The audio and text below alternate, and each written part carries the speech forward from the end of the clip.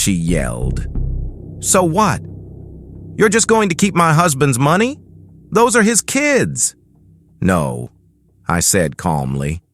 I'm going to follow the law. The IRS requires me to take small distributions every year. Only about 1/10 of the total. That's all I can give you? About $4,000 this year for the little one. She exploded. She threatened lawyers. She threatened to tell the whole family I was stealing from orphans, but I knew something she didn't. She can't afford a lawyer. And even if she could, no judge in America can force me to liquidate an inherited IRA faster than the federal law requires. I am the owner of the account. She is just a bystander. For the first time in 5 years, the control was entirely in my hands. But here is the part I didn't tell her. The part that makes this strategy genius. I'm not just dripping the money out to be mean. I'm doing it to multiply it. Here's the blueprint. 1. I withdraw the minimum required by the IRS, the RMD, each year. 2. I pay the taxes out of my own pocket first. 3. I take the full after-tax amount and deposit it into a separate high-yield savings account, earning 5% interest. Compound interest. 4. I put the account in my name, but designated strictly for the nephew. By the time the 14-year-old turns 18, I won't just have his inheritance. I will have a war chest ready for his college or a down payment on a house. And the best part? His mother won't see a dime of it. She thinks the money is stuck in bureaucracy. She doesn't know it's growing in a fortress she can't breach. I'm playing the long game. And in the long game, patience is the deadliest weapon. She didn't give up. Greed is a powerful fuel. 6 months later, I got a letter. She had found a lawyer, probably working on contingency, threatening to sue me for breach of fiduciary duty. They demanded a meeting. They wanted to intimidate me into liquidating the account. The lawyer said, "Mr. Executor, my client believes you are withholding funds maliciously. We want the full distribution of the IRA immediately, or we go to court." "You can sue me," I said, looking directly at the lawyer, ignoring her. "But do you know how the IRS treats a full liquidation of an inherited IRA?" I slid the paper across the table. "If I liquidate today, it pushes the tax bracket to 35%. State tax takes another 5%. Plus penalties. The $120,000 becomes $70,000. Is that what you want? You want to burn $50,000 of an orphan's money just to get a check today?" The lawyer knew I was right. He knew that if they went to a judge, the judge would look at my plan, drip feeding the money to minimize tax, and call me a hero. He would look at their plan, burning cash for speed, and call it reckless. The lawyer closed his folder. "We're done here," he muttered to her. She stormed out.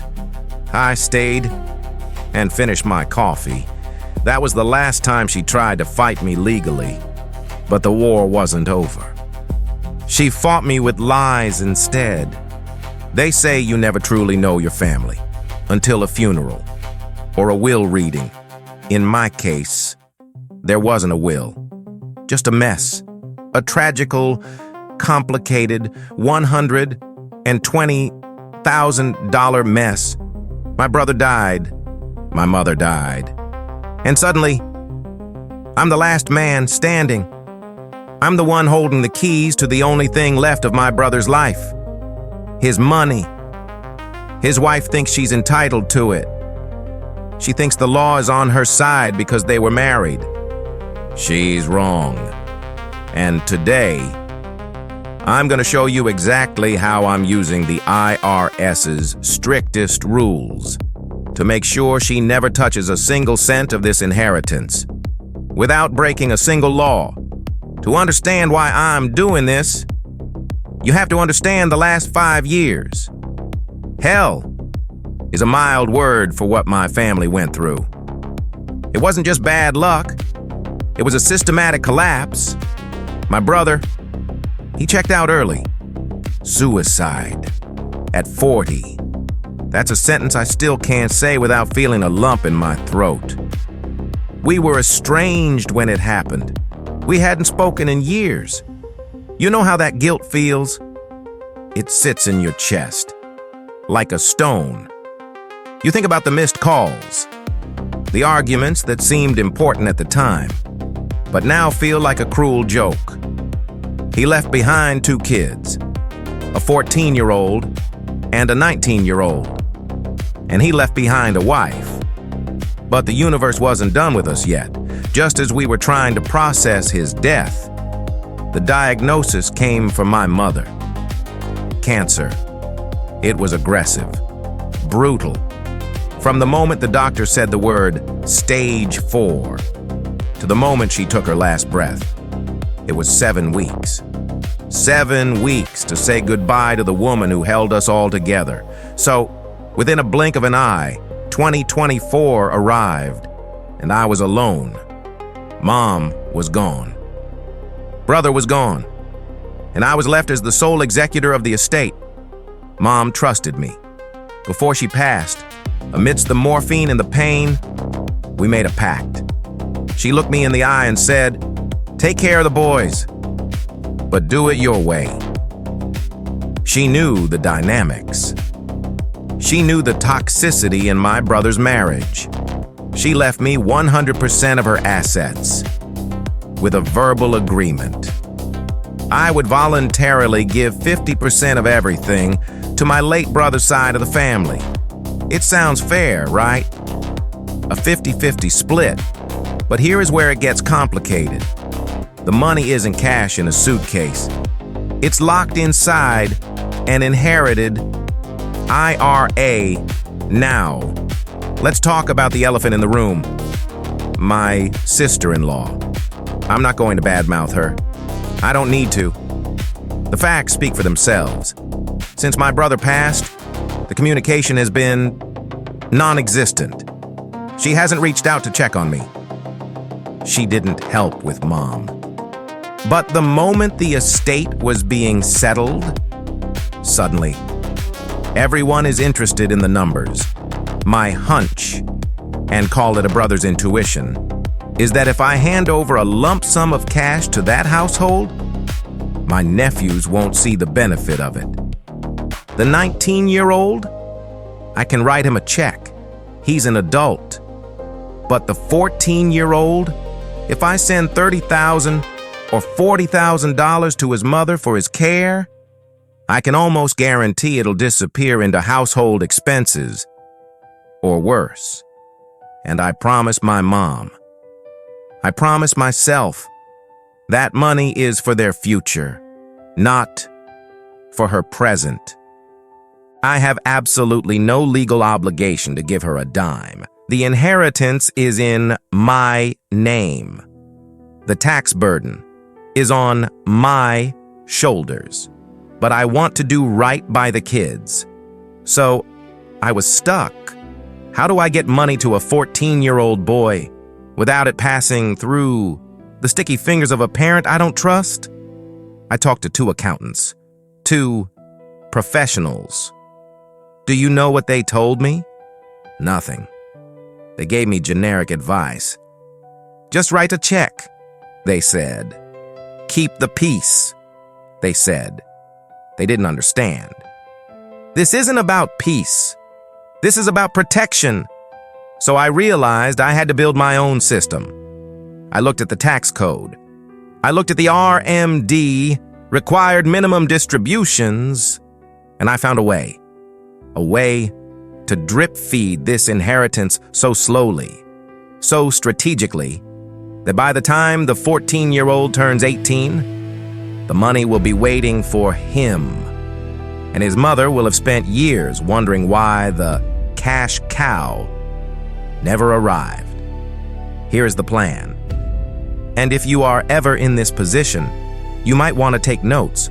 3 weeks after the funeral, the phone call finally came. It wasn't to ask how I was grieving. It wasn't to ask about Mom's final moments. It was about the logistics. That's the word she used. Logistics. She said, "Hey, look, I know it's a hard time, but bills are piling up. The boys need things. Since you're the executor, I assumed you'd want to transfer their share of your brother's inheritance directly to my account. Just to keep things simple." Simple. She wanted simple. She wanted a $60,000 wire transfer to hit her checking account by Friday.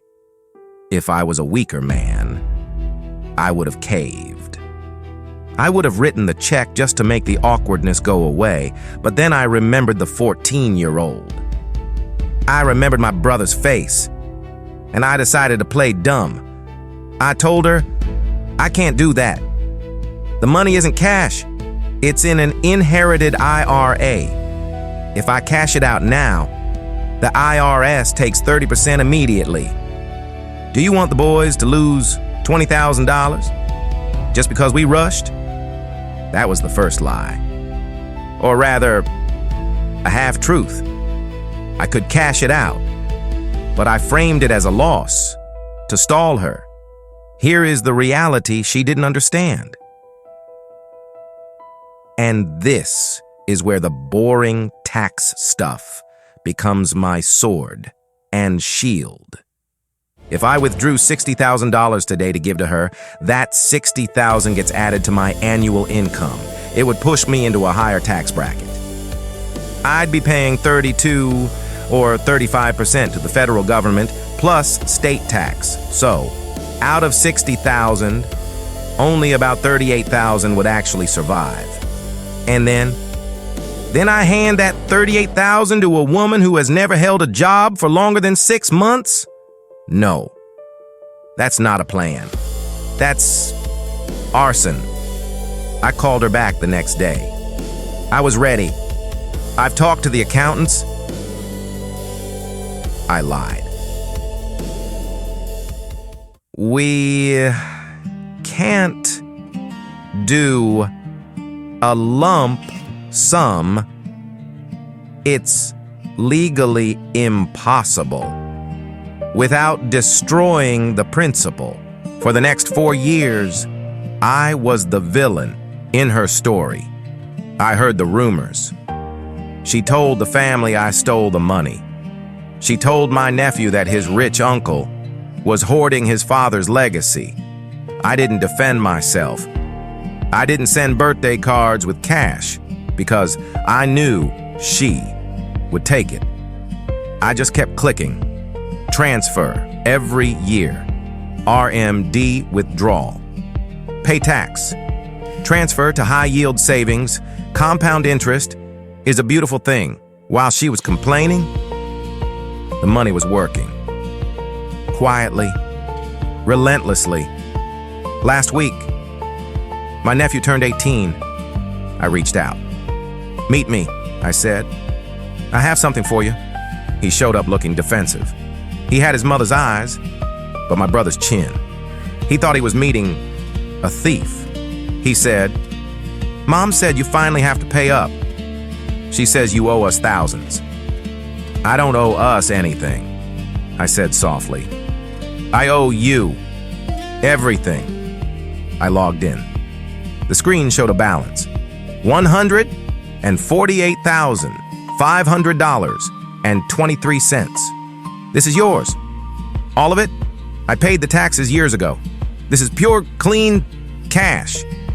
But Mom said there was only $120K and that you spent it. If I had given it to your mom when she asked, it would have been $70,000 and it would have been gone by now. I didn't spend it. Kid, I grew it. I took the hits, I paid the taxes, and I let time do the rest. He cried. Not because of the money, but because for the first time in 5 years, he realized someone was actually looking out for him, not just fighting over him. We sat there for 2 hours. We talked about his dad. We didn't talk about his mom. We didn't need to. The numbers told the truth. She never could. They say you can't choose your family.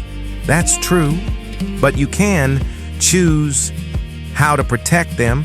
Sometimes, love isn't a hug or a warm check. Sometimes, love is being the bad guy for long enough to make sure the good guys win. In the end, my sister-in-law hates me. Letter. My nephew is going to college debt-free. I think my brother would be okay with that trade. If you learned something from this, hit subscribe and call your lawyer. Make a will so your family doesn't have to go through hell.